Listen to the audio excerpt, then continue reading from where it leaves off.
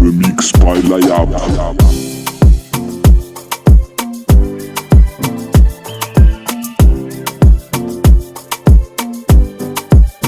Vao mifomarana iaho, tsisy afatsy anao.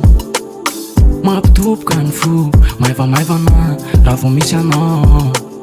Efenao ny fanafody, sanatry zara azonoty. Rehefa eo ianao za tsy mainky amoty. Tsy fananiko a, raha ty za vefahinao lehy. Raha matsoza des fois ohatrany nofo mantsignaina zavona rehetra dia sa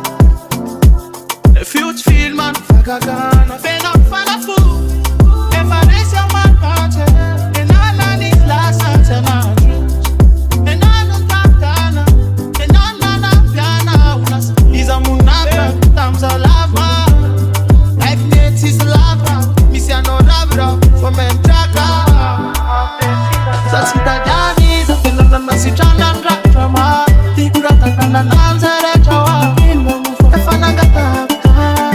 Pesen supete Satsidadani za fenana sitrana ndratra ma Tikuratana namzaretra wa Efanangata Pesen supete Sidani alokiny fiainana noho ny fitiavanandry Filamina ny saina no tena mahatonga itena ankavy Tsy mila ny zaho fa matsiaro sambatra manambity Eo anilandry sindrany aretina rehetra ny solo vity Ile tsiky mampitony azy Ile masonao mijery Mampitombony ampoko Manasitrana ny fery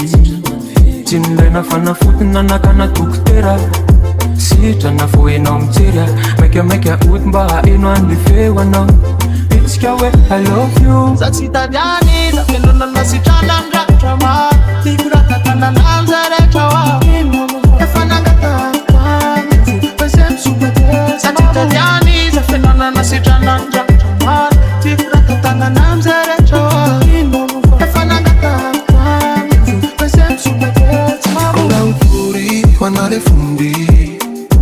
Yarati ifankati Akarkura sitrana Vonisy anao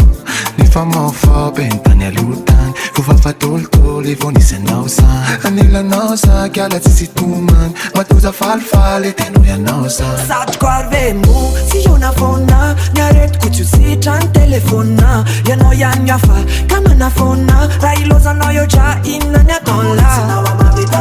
Itsikikana ndrendre mampify